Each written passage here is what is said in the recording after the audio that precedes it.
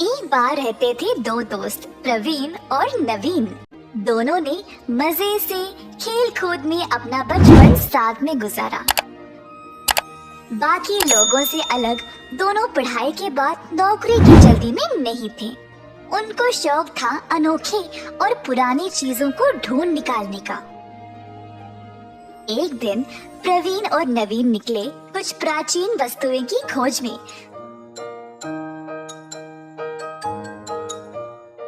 तो अचानक से उनको कोई अनोखी चीज कूड़े में मिल गई। जिज्ञासु होकर उन्होंने उस चीज को बाहर निकाला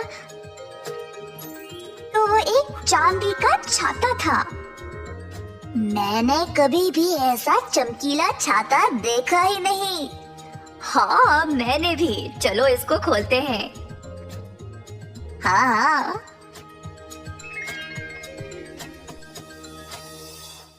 भाई भाई देखो इस छाते को, पूरा चांदी का है।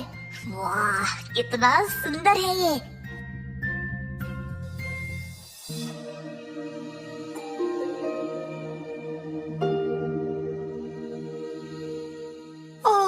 मुझे किसने जगाया?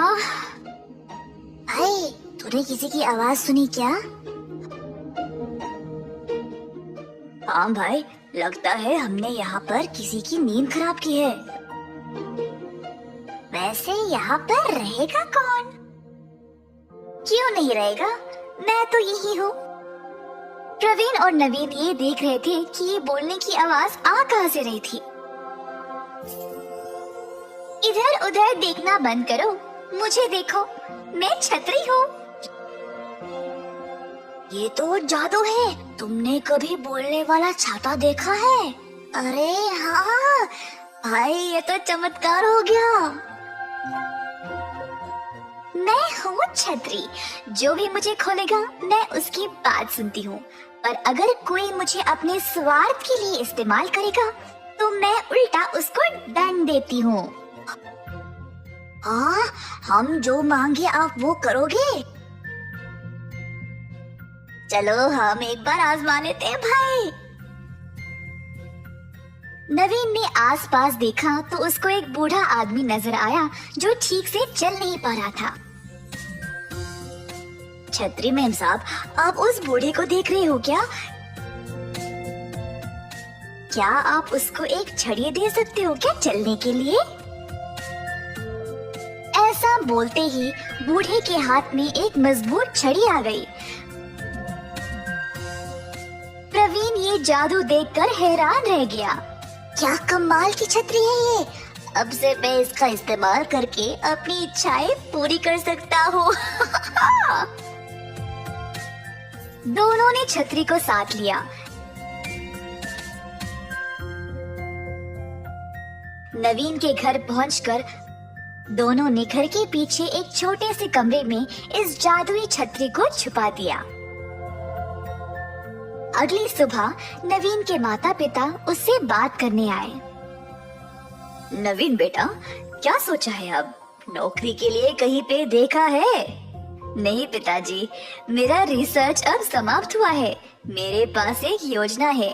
जो भी प्राचीन वस्तुएं मैंने आज तक जमा किए हैं ना, मैं उनके साथ एक म्यूजियम खोलूंगा। म्यूजियम से तुमको क्या फायदा होगा? पैसे कैसे कमाओगे? म्यूजियम के अंदर जाने के लिए टिकट तो लगेगी ना माँ, वही मेरी कमाई होगी। नवीन के माता पिता को उसकी योजना पसंद आई और उन्होंने उसको अपना आशीर्वाद दे दिया। दूसरी ओर प्रवीण के माता पिता भी उससे बात करना चाह रहे थे, पर प्रवीण ने उनकी ओर ध्यान नहीं दिया। प्रवीण अपने घर से निकला और सीधा नवीन के पास आया। दोनों तुरंत नवीन के घर के पीछे गए।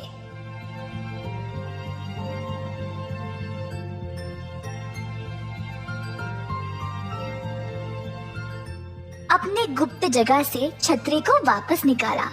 प्रवीण ने छतरी को अपने हाथ में लिया और बोला, नवीन, कूड़े में से सबसे पहले इस छतरी को निकाला किसने? तुमने? और इसको खोला किसने? तुमने भाई। तो ये छतरी किसकी होनी चाहिए? मेरी। ये क्या बोल रहे हो प्रवीण? इस छतरी को मैं तुम्हारे साथ क्यों बांटूं? इस जादू का फायदा तुमको क्यों होना चाहिए?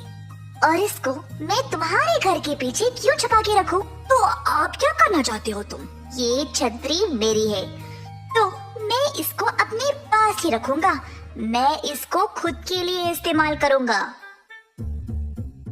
यार, जब हमें ये छाता मिला तो हम साथ में थे ना? अरे भाई, हम साथ साथ बड़े हुए हैं और अब तुम ऐसी बातें कर रहे हो, मुझे धोखा दे रहे हो। कुछ भी बोल ले, ये जादुई छतरी तो सिर्फ मेरी है। ऐसा कहकर प्रवीण ने छतरी को खोला। खोलते ही जादुई छतरी अपने आप प्रवीण के हाथ से उड़कर नवीन के हाथ में आ गई। मैं सिर्फ नवीन की बात सुनूंगी, क्योंकि ये एक ईमानदार इंसान है और स्वार्थी नहीं। तुम्हारे जैसे धोखेबाज और मतलबी इंसान के साथ मैं नहीं रहूंगी प्रवीण। मुझे लगा तू मेरा सच्चा दोस्त है प्रवीण। मुझे यकीन ही नहीं हो रहा है कि तूने मुझे धोखा दिया है। प्रवीण को समझ नहीं आया कि वह क्या करे। न छतरी थी न उसका दोस्त। उसने छतरी को छीनने की कोशिश की, पर छतरी उसके हाथ में आई ही नहीं। छतरी ने प्रवीण को इतना डराया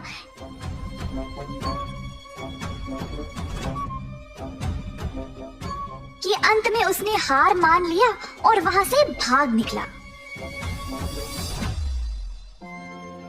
नवीन ने जैसे अपने माँ बाप को बोला था, वैसे ही उसने एक म्यूजियम खोला अपनी जमाई गई वस्तुओं का प्रदर्शन करने के लिए। उसने हर एक चीज को बहुत ही सुंदर तरीके से रखा ताकि सब लोग देखने के लिए आए जरूर। नवीन की योजना के अनुसार बहुत सारे लोग म्यूजियम पर आने लगे। नवीन अच्छे से पैसे कमाने लगा और उनको जमाने भी लगा। पर नवीन वहाँ पर रुका नहीं। जादुई छतरी की मदद से वह अलग अलग जगहों पर उड़ता गया ताकि वह अपने म्यूजियम के लिए और चीजें जमा कर पाए। नवीन खुशहाल तरीके से अपना जीवन बिताने लगा। प्रवीण, जिसने अपने ही दोस्त को धोखा दिया, अंत में कुछ नहीं कर पाया। उल्टा अपने माता पिता पर बोझ बनकर बैठा रहा।